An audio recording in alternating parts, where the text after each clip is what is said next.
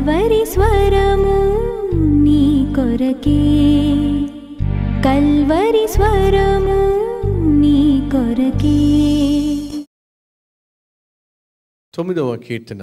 ఈ 9వ కీర్తన మనం జాగ్రత్తగా పరిశీలన చేస్తే న్యాయముగా తీర్పు తీర్చువాడు యెహోవాయే, నాతో నా పక్షమున నిలబడి వ్యాజ్యమాడువాడు యెహోవాయే. దయచేసి గమనించండి, ప్రతి ఆత్మీయుడు ఓ పోరాటంలో ఉన్నాడు. మనమందరం కూడా యుద్ధ భూమిలో ఉన్నాం. ఈ భూమి ఒక ఆత్మీయునికి యుద్ధ భూమి అనే సత్యము మర్చిపోవద్దు. దైవజనులు యేసన్న గారు ఒక పాటను పాడారు, రాశారు. ఏ పాట తెలుసా మీకు? పోరాటం ఇది ఆత్మీయ పోరాటం, చివరి శ్వాస వరకు ఈ పోరాటం ఆగదు. క్రీస్తు తరఫునే నేను పోరాటము చేస్తున్నాను. రైట్, ఇది ఆత్మీయ పోరాటం. మనలో శ్వాస ఉన్నంత వరకు ఈ పోరాటం ఆగనే ఆగదు. ఈ పోరాటంలో మనం ముందుకు సాగాలి. లోకంతో మనం పోరాడాలి, దుష్టులతో మనం పోరాడాలి, సైతాను శక్తులతో మనం పోరాడాలి. వీటన్నిటికంటే ఎక్కువ పోరాటం మనం కలిగి ఉన్నది, మనల్ని బెదిరించేది, బాధపరిచేది ఏమిటి అంటే మన శరీరమే. మన శరీరం మనతోనే ఉంటుంది, కానీ మనకు ఎంత శత్రువుగా జీవిస్తుంది, మనల్ని ఎంతగా లోపరుచుకుంటుంది, మనల్ని ఎంతగా బాధ పెడుతుంది. ఎస్, మన జీవితంలో ఉన్న అసలు సిసలైన శత్రువు ఎవరైనా ఉన్నారు అంటే మనం తెగ ముస్తాబు చేస్తామే, తెగ క్రీములు పూస్తామే, తెగ మేపుతామే. ఆ శరీరమే మనకు అసలు సిసలైన శత్రువు అనేది వాస్తవం. కాబట్టి మన శరీరమే మనకు శత్రువుగా అనేక సందర్భాల్లో మనము ఏమైతే చేయకూడదో, ఏమైతే చూడకూడదో, వేటినైతే ముట్టకూడదో, వేటినైతే తినకూడదో, వేటినైతే తాగకూడదో వాటికి ఆకర్షితమై మన ఆత్మను మలినం చేసేటటువంటి శక్తి మన శరీరానికి ఉంది. కాబట్టి మన శరీరమే మనకు అసలు సిసలైన శత్రువు. కాబట్టి చెప్తున్నాను, ప్రతి ఆత్మీయుడు ఓ పోరాటంలో ఉన్నాడు. చనిపోయేంత వరకు ఈ పోరాటం ఆగనే ఆగదు. మరి ఈ పోరాటంలో మనం గెలవాలా, ఓడిపోవాలా? గెలవాలి అంటే మనకు దేవుని శక్తి కావాలి. భక్తుడైన పౌలు తాను రాసిన పత్రికలో ఈ విధంగా అంటాడు. రోమీయులు రాసిన పత్రిక 7వ అధ్యాయము 15వ వచనం నుంచి, ఏలయనగా నేను చేయునది నేను ఎరుగను, నేను చేయ నిశ్చయించున్నది చేయక ద్వేషించున్నదియే చేయుచున్నాను. ఏమంటున్నాడు? నేనేమైతే చేయకూడదు అనుకుంటానో, దేన్నైతే చీ అంటానో దాన్నే చా అని చేస్తాను. అవునండి, చేయకూడదు అనుకుంటా, మాట్లాడకూడదు అనుకుంటా, చూడకూడదు అనుకుంటా, తాకకూడదు అనుకుంటా, ముట్టకూడదు అనుకుంటా, నమలకూడదు అనుకుంటా, తాగకూడదు అనుకుంటా, దాన్నే చేసేస్తా. పౌలు తన శరీరంలో ఉన్నటువంటి పోరాటం గురించి ఏమాత్రము సిగ్గుపడకుండా తను ఎటువంటి పోరాటం గుండా వెళ్ళాడో దాన్ని స్పష్టంగా రాశాడు. ఇది గొప్ప భక్తులకుండే పోరాటము, ప్రవక్తలకు ఉండే పోరాటము, అపోస్తలులకు ఉండే పోరాటము, సామాన్యమైన విశ్వాసులకు ఉండే పోరాటము. శరీరంలో ఉన్నంత కాలము ఈ పోరాటము ఉంటూనే ఉంటుంది. ఈ పోరాటం గురించే పౌలు రాస్తున్నాడు. నేను ఏదైతే ద్వేషిస్తున్నానో దాన్నే నేను చేసేస్తున్నాను. ఇచ్చయింపని దానిని ఇచ్చయింపనిది నేను చేసిన ఎడల ధర్మశాస్త్రము శ్రేష్టమైనదై నట్టు ఒప్పుకొనుచున్నాను. కావున ఇకను దాన్ని చేయునది నా యందు నివసించు పాపమే గాని నేను కాదు. నా యందు అనగా నా శరీరమందు మంచిది ఏదియూ నివసింపదని నేను ఎరుగుదును. మేలైనది చేయవల్లనే కోరిక నాకు కలుగుచున్నది కానీ దానిని చేయుట నాకు కలుగట్లేదు. నేను చేయగోరు మేలు చేయక చేయకోరని కీడు చేయుచున్నాను. నేను కోరని దానిని చేసిన ఎడల దానిని చేయునది నా యందు నివసించు పాపమే. కానీ ఇకను నేను కాదు. కాబట్టి మేలు చేయగోరు నాకు కీడు చేయుట కలుగుచున్నదని ఒక నియమము నాకు కనబడుచున్నది. మేలు చేయాలి అనుకుంటా, కీడే చేసేస్తా. పవిత్రంగా జీవించాలి అనుకుంటా, పాపమే చేసేస్తా. ఎందుకయ్యా అంటే నాలో ఇంకా పాపము నివసించి ఉన్నది. ఒక వ్యక్తిలో పాపము నివసించి ఉన్నట్లయితే, పాపము ఇంకా సుస్థిరమైన నివాసము కలిగి ఉన్నట్లయితే, ఆ వ్యక్తి తాను ఏదైతే చేయకూడదు అనుకుంటాడో దాన్ని చేసేస్తాడు. నేను గతంలో చెప్పాను, మీకు జ్ఞాపకం ఉందా? ప్రతి మనిషిలో తెల్ల కుక్క, నల్ల కుక్క అనే 2 కుక్కలు ఉంటాయంట. అడగమాకండి, జర్మన్ షెపర్డా, లాబ్రడారా, ఏ కుక్కలు ఉంటాయండి అని అడగమాకండి. ఉదాహరణకు 2 కుక్కలు ఉంటాయని చెప్తూ ఉంటాం కదా. 2 కుక్కలు ప్రతి మనిషిలో ఉంటాయట. ఒకటేమో తెల్ల కుక్క, ఒకటేమో నల్ల కుక్క. నువ్వు ఉదయమే లేచి చక్కగా ప్రార్థన చేసి, ఉదయమే లేచి చక్కగా వాక్యాన్ని చదివి, ఉదయమే లేచి ప్రభు యొక్క సన్నిధిని నువ్వు అనుభవిస్తున్నట్లయితే, ఉదయమే లేచి నువ్వు ఆ తెల్ల కుక్కకి ఏం చేస్తున్నావు? ఆహారాన్ని పెడుతున్నావు. ఆ తెల్ల కుక్కకు కావలసినటువంటి పోషణను అందిస్తున్నావు. కాబట్టి ఆ తెల్ల కుక్క ఏం చేస్తుంది? ఉదయమే భోజనం చేసి బలమును పొందుకుంటుంది. ఆ తర్వాత ఉద్యోగానికి వెళ్ళే ముందు కూడా కాసేపు ప్రార్థన చేసుకుంటూ ప్రభు యొక్క ఆ నామాన్ని స్మరిస్తూ వెళ్తున్నప్పుడు ఆ తెల్ల కుక్క మరలా పుంజుకుంటుంది. ఉద్యోగం చేస్తున్న సమయంలో కూడా ఆయా సందర్భాల్లో వచ్చే టెన్షన్స్ని బట్టి, ఆయా సందర్భాల్లో వచ్చే ఒత్తిడులను బట్టి నువ్వు నీ దేవునితో మాట్లాడుకోవచ్చు. ప్రభువా, నాకు సడన్గా ఈ న్యూస్ వచ్చింది, సడన్గా ఈ ఈమెయిల్ వచ్చింది, సడన్గా ఈ పని చెప్పారు, ఈ పని చేయడానికి నాకు శక్తి సరిపోవట్లేదు, సడన్గా వినకూడని వార్త వినాల్సి వచ్చింది, టెన్షన్తో కూడినటువంటి పరిస్థితి వచ్చింది. నీవే నాకు సహాయకుడు, నీవే నాకు ఆశ్రయము, ప్రభువా నన్ను నీ శక్తితో నింపు అని ఎప్పటికప్పుడు నువ్వు ప్రభువుతో సంబంధం కలిగి, ప్రభువుతో సహవాసం కలిగి, ఆయన సన్నిధిలో నీవు ముందుకు సాగుతున్నట్లయితే తెల్ల కుక్కను నువ్వు ఇంకా బలపరుస్తూనే ఉన్నావు. మధ్యాహ్నం బ్రేక్లో ఒకవేళ ఒక 5 నిమిషాలు, ఒక 10 నిమిషాలు ఏకాంతంగా ప్రభువుతో మాట్లాడగలిగితే, ప్రభువుకు చెప్పగలిగితే, నీకున్న పరిస్థితి ఏమిటో వివరించగలిగితే చాలా సంతోషంగా ఉంటుంది. ఈ మధ్యకాలంలో నా 2 కుమారులలో ఒకడు వచ్చి అన్నాడు, డాడీ నేను బైబిల్ పట్టుకెళ్తాను స్కూల్కి అని చెప్పి అన్నాడు. అడిగాను, ఎందుకురా నీకు బైబిల్ అంటే, లంచ్ బ్రేక్లో కాసేపు చదువుతాను డాడీ అని చెప్పన్నాడు. వాడు చదువుతాడో లేదో నాకు తెలియదు, కానీ ఆ మాట వింటే నాకు చాలా సంతోషం అనిపించింది. ఆ మాట విన్నప్పుడు నాకు చాలా ఆనందం అనిపించింది.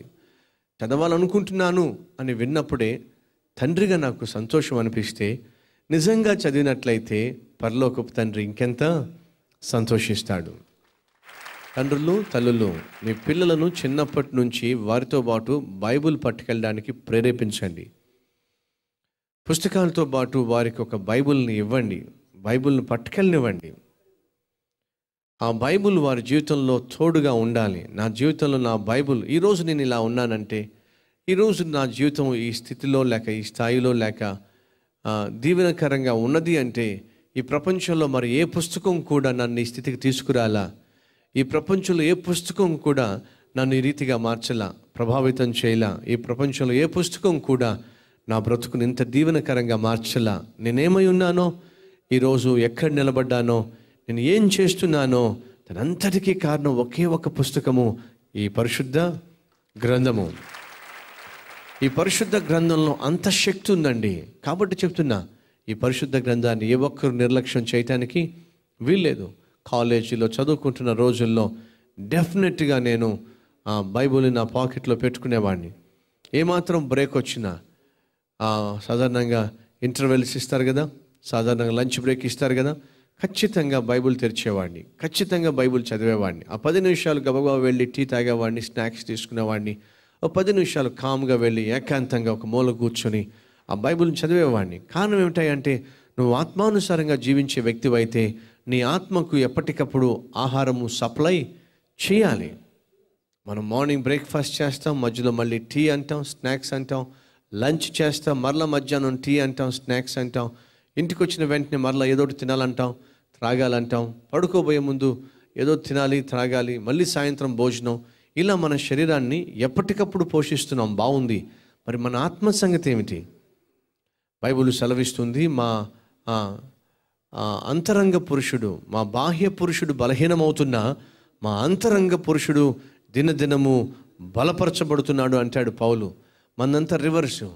మన బాహ్యరంగ పురుషుడు దినదినము బరువు పెరుగుతున్నా లోపల ఉన్న పురుషుడు మాత్రం బక్క చిక్కిపోయినట్టుగా మనలో ఎంతమందికి లేరు?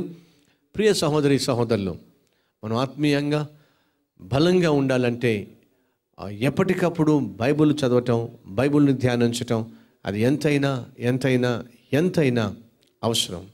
మీ జ్ఞాపకం ఉందా? ఒకనొక సమయంలో ఒక తల్లి తన కుమారునికి ఓ చక్కని బైబిల్ ఇచ్చింది. ఆ బైబిల్ అంటే తనకు చాలా ఇష్టం.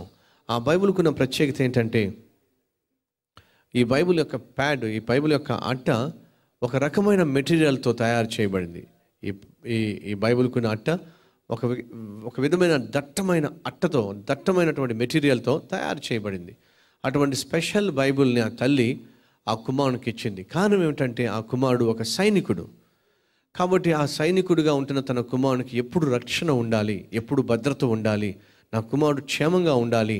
నా కుమారుని క్షేమంగా ఉంచేది, భద్రంగా ఉంచేది కేవలం దేవుని యొక్క వాక్యమే. అపాయంలో కూడా నా కుమారునికి క్షేమాన్ని ఇచ్చేది దేవుని యొక్క వాక్యమే. కాబట్టి బాబు, ఈ బైబిల్ ఎప్పుడు నీతో ఉంచుకో, ఎప్పుడు నీతోనే ఉంచుకో, ఈ బైబిల్ లేకుండా ఎప్పుడు ఉండొద్దు అని చెప్పి మరి తల్లి పంపించిందట.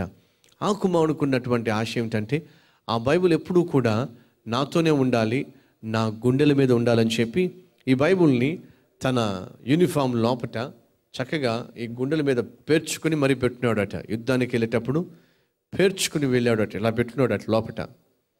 యుద్ధానికి వెళ్ళాడు, యుద్ధం జరుగుతూ ఉంది. అలా జరుగుతున్న సమయంలో అతను కాల్చబడ్డాడు. శత్రు యొక్క తుపాకీ గుండెలు వచ్చి అతన్ని కాల్చినప్పుడు అమాంతంగా ముందుకు పడిపోయాడు. తోటి వాళ్ళు గబగబా వచ్చి అతన్ని లేపబోయే సమయంలో అతడే బట్టలు దులుపుకొని నెమ్మదిగా లేచాడు. తీరా చూస్తే అతను బుల్లెట్లు వచ్చి అతను బట్టలన్నింటినీ కూడా పూర్తిగా కాల్చి పడేసినాయి. కానీ బైబిల్ ఎక్కడైతే ఉందో ఆ బైబిల్ మీద మాత్రం ఆ బుల్లెట్ ప్రభావము ఏమాత్రం కనిపించలే. ఆ బైబిల్ని తాను దాచుకున్నాడు. ఆ బైబిల్ పైన ఉన్నటువంటి ఆ స్పెషల్ మెటీరియల్ ఏమైతే ఉందో ఆ మెటీరియల్ గుండా బుల్లెట్ వెళ్ళలేకపోయింది.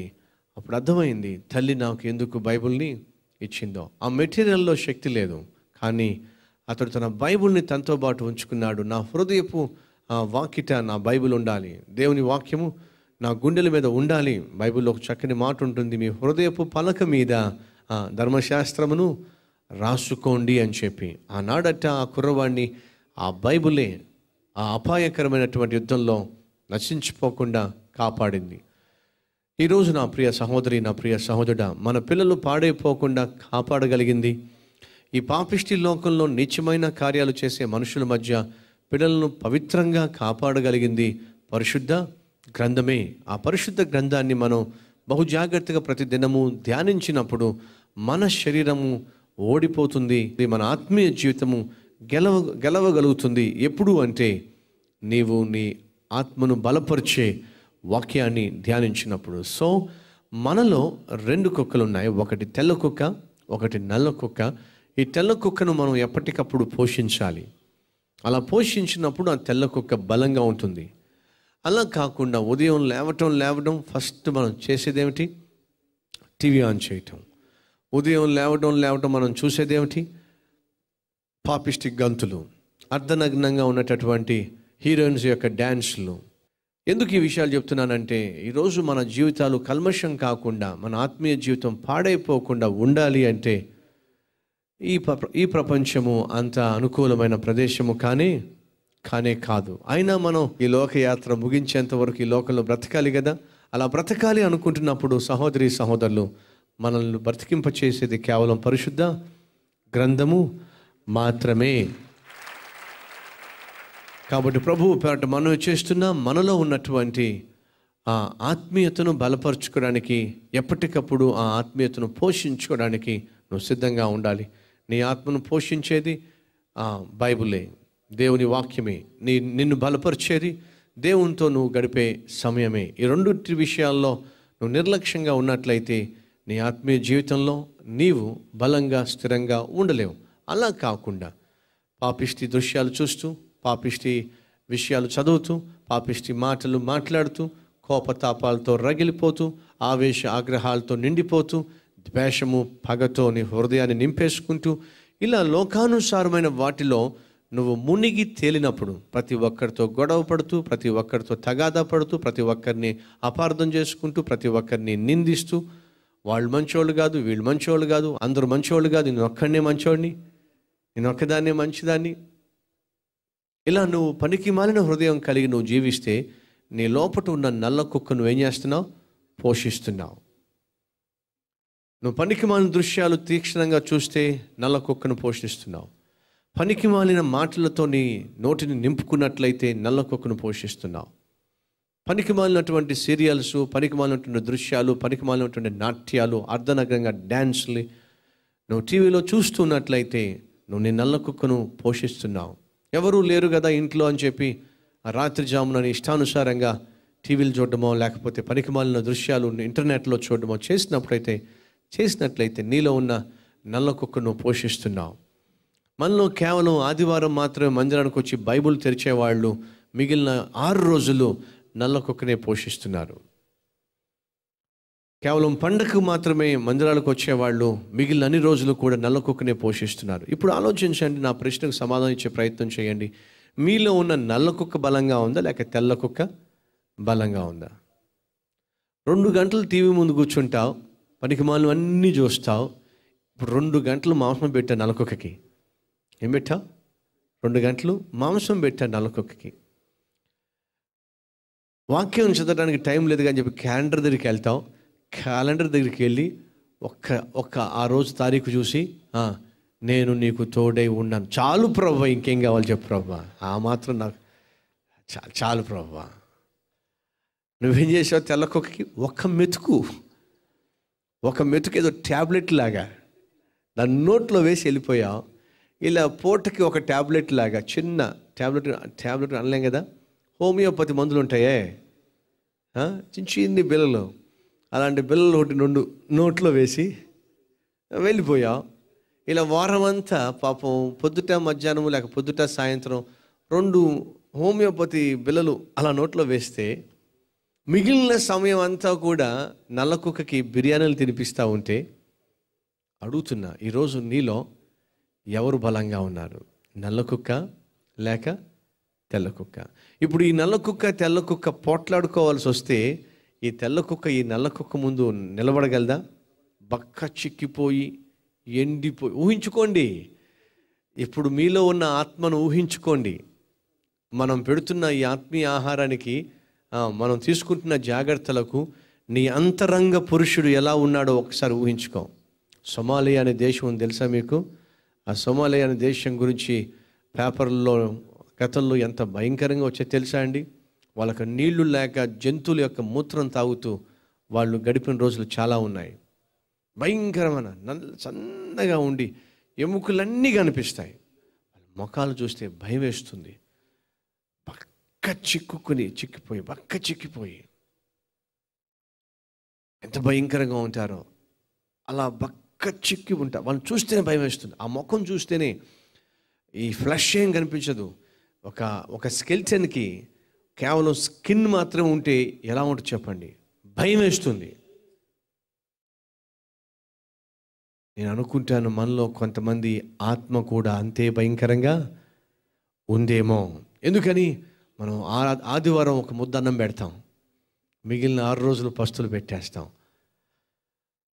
ఉదయం ఒక 2 నిమిషాలు అన్నం పెడతాం, ఆ తర్వాత మళ్ళీ లెక్కే చెయ్యం. అదే నల్ల కుక్క విషయంలో అబ్బో ఏమి జాగ్రత్తలో. కాబట్టి అడుగుతున్నాను, ఈ ఆత్మీయ పోరాటంలో మనము మన ఆత్మను పట్టించుకోకపోయినట్లయితే, ఆత్మ విషయంలో జాగ్రత్తలు వహించకపోయినట్లయితే ఈ పోరాటంలో ఓడిపోతాం. కానీ మనం కల్వరి టెంపుల్లో ఉన్నవాళ్ళు ఆత్మీయ జీవితంలో ఓడిపోకుండా ఉండాలి అంటే తప్పనిసరిగా వారు తమ ఆత్మీయ జీవితాన్ని జాగ్రత్తలు వహించాలి. తప్పనిసరిగా వాక్యము ధ్యానించేవారిగా, ప్రార్థనలు చేసేవారిగా, ఎప్పటికప్పుడు దేవుడు నాకు తోడుగా ఉన్నాడు అనే ధ్యాస కలిగి జీవించేవారిగా ఉండాలని ప్రభువు పేరట మనవి చేస్తున్నాను. కాబట్టి భక్తుడైన దావీదు ఈ కీర్తన రాసినప్పుడు పోరాటం గురించి మాట్లాడుతున్నాడు, వ్యాజ్యము గురించి మాట్లాడుతున్నాడు, తన శత్రువుల గురించి మాట్లాడుతున్నాడు, జయ జీవితాన్ని అతడు ఆకాంక్షిస్తున్నాడు. ఆత్మీయ సహోదరుడా, ఆత్మీయ సహోదరి, నీ జీవితంలో జయమును మాత్రమే ఆకాంక్షించు, నథింగ్ లెస్. జయించాలి అనే తాత్పర్యము, జయించాలి అనే కోరిక తప్ప ఓటమిని ఎప్పుడు కూడా అంగీకరించొద్దు. ఎందుకంటే మన దేవుడు జయశాలి. ఆయన ఎప్పుడూ కూడా ఓడిపోలేదు. ప్రపంచ చరిత్రలో యేసుక్రీస్తు ఎక్కడైనా ఎప్పుడైనా ఓడిపోయాడా? ఓడిపోలా. తనను విశ్వసించిన వారిని ఓడిపోనిచ్చాడా? ఓడిపోనివ్వలా. దాన్ని ఇంగ్లీష్లో జీసస్ నెవర్ ఫెయిల్స్. దేవుడు ఓడిపోడు, అలాగే ఓడిపోనివ్వడు. మనం సేవించే దేవుడు అంత గొప్పవాడు. శత్రువు ఎంత బలమైన వాడైనా, ఎంత గొప్పవాడిగా కనిపించినా, మనము క్రీస్తును ఆశ్రయించినట్లయితే దావీదు వలె గొల్యాతు మీదకు వెళ్ళొచ్చు, దావీదు వలె గొల్యాతుతో పోరాడచ్చు, గొల్యాతును కూడా మట్టి కరిపించవచ్చు. ఎప్పుడు? దేవుడు మనకు తోడుగా ఉన్నప్పుడు. అందుకే దావీదు అంటాడు ఏమని, నువ్వు ఖడ్గముతోనూ బల్లెముతోనూ వస్తున్నావు, కానీ నేను జీవము కలిగిన యెహోవా పేరట వస్తున్నాను. ఏమన్నాడు? I'm coming in the name of the lord. జీవము కలిగిన దేవుని పేరట వస్తున్నాను. దావీదుకు ధైర్యం ఎక్కడిది? దావీదుకు అంత బలం ఎక్కడిది? దావీదుకు అంత రోషం ఎక్కడిది? జీవము కలిగిన దేవుడు తనకు తోడుగా ఉన్నాడు అనే నమ్మకమే కదా.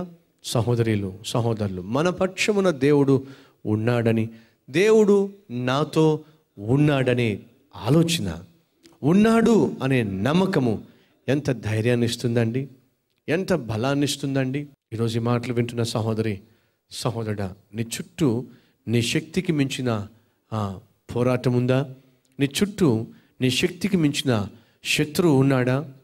ఆ శత్రువు ఆర్థిక రూపంలో కనిపిస్తున్నాడా? ఆ శత్రువు అపజయ రూపంలో కనిపిస్తున్నాడా? ఆ శత్రువు అనారోగ్య రూపంలో కనిపిస్తున్నాడా? ఆ శత్రువు నిరాశ రూపంలో కనిపిస్తున్నాడా? ఆ శత్రువు మరి ఏ రూపంలోనైనా కనిపిస్తూ నిన్ను కబలించే విధంగా కనిపిస్తున్నాడా? అయితే జాగ్రత్తగా విను. వాడి శక్తితో రావచ్చు నీ మీదకి, కానీ నువ్వు దావీదు చెప్పినట్టుగా నువ్వు కత్తితో బల్లెంతో వస్తున్నావు, కానీ నేనైతే జీవము కలిగిన యెహోవా నామం పేరట వస్తున్నా. యుద్ధము యెహోవాదే. ఆనాడు దావీదు దేవుని తోడు కలిగి యుద్ధం చేశాడు, జయించాడు. ఒకానొక సమయంలో అబ్రహాం లింకన్ అమెరికా దేశానికి ప్రెసిడెంట్గా ఉన్నప్పుడు అమెరికా దేశానికి ఇతర దేశానికి యుద్ధము జరుగుతూ ఉంది. అలా యుద్ధము ముమ్మరంగా జరుగుతున్నప్పుడు యుద్ధములో అమెరికా ఓడిపోయేటటువంటి దశకు చేరిపోయింది. అబ్రహాం లింకన్కి ఏం చేయాలో తోచని స్థితి, ఎటు ఆలుపోని స్థితి, నిరుత్సాహంతో కూర్చున్నాడట. అప్పుడు పక్కన ఉన్నటువంటి అసిస్టెంటో లేకపోతే మరి సైన్యానికి అధిపతో అబ్రహాం లింకన్ దగ్గరికి వచ్చి ఆయనకున్న నిరుత్సాహాన్ని చూసి ఒక మాట అన్నాడట అబ్రహాం లింకన్ని బలపరచడానికి. President, God is on our side. President గారు, దేవుడు మన పక్షమున ఉన్నాడు. ఆ మాట చెప్పాడట. ఆ మాట విన్న అబ్రహాం లింకన్ ఆశ్చర్యపడలా, ధైర్యపడలా. అతను చూసి ఒక మాట అన్నాడంట, దేవుడు మన పక్షానే ఉన్నాడు, కానీ మనం ఎవరి పక్షాన ఉన్నాం? దాని మీదే మన జీవితంలో విజయము ఆధారపడి ఉంది. ఈ మాట మీకు ఏమైనా అర్థమైందా? దేవుడు మన పక్షానే ఉన్నాడు మనకు జయ జీవితాన్ని ఇవ్వటానికి.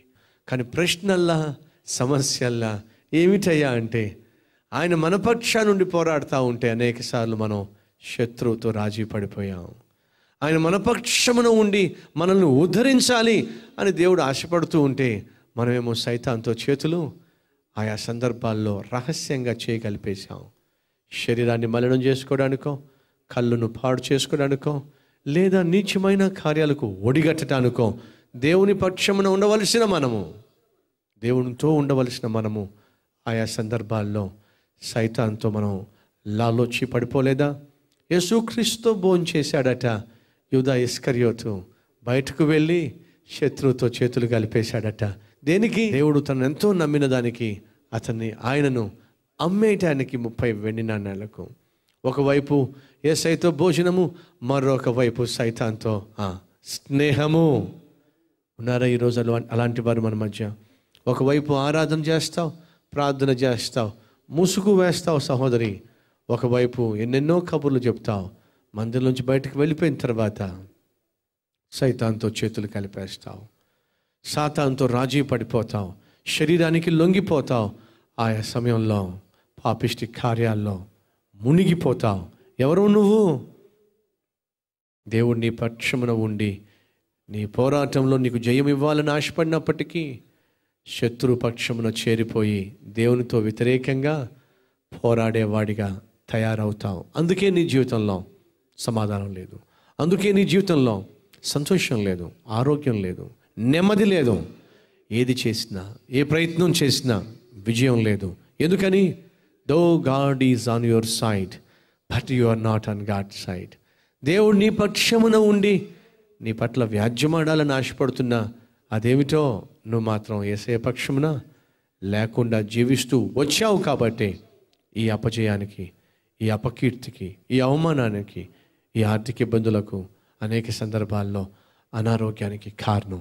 ప్రభువు పేరట ఈరోజు పిలుపునిస్తున్నా, నీవు ఎక్కడున్నప్పటికీ నీ పక్షమున ఉండి నీ పక్షమున వ్యాజ్యమాడి నీ చుట్టూ ఉన్న శత్రువులను తరిమివేసి నీకు జయ జీవితాన్ని జీవించినంత కాలము ఇవ్వడానికి సిద్ధంగా ఉన్న ఆ ప్రభువుతోనే జీవించినంత కాలం నువ్వు ఉండడానికి సిద్ధంగా ఉంటావా? ఈ పిలుపును అంగీకరించి క్రీస్తుతో జీవించడానికి ముందుకొస్తావా? అవును అంటున్నట్లయితే కలిసి ప్రార్థన చేద్దాం. Let us pray.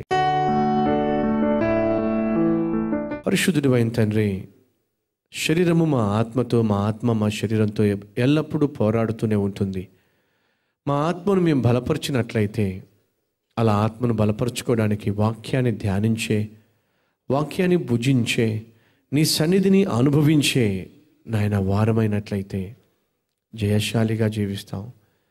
అలా కాకుండా ప్రభు ఒకవేళ మీరు రాజీ పడిపోయినట్లయితే జయాన్ని కోల్పోతాం, పాపానికి నాయన బందీలం అయిపోతాం, తత్ఫలితంగా పతనం అయిపోతాం, నష్టపోతాం, నరకానికి పోతాం. అని ఈరోజు మా తప్పును మేము తెలుసుకుంటున్నాం. ఈ యుద్ధ భూమిలో మేము జయించాలంటే నిత్యము నీతో మేము ఉండాలి. అలా నీతో జీవించే భాగ్యం మా అందరికీ ఇవ్వమని యేసు నామములో వేడుకుంటున్నాం తండ్రి. ఆమేన్.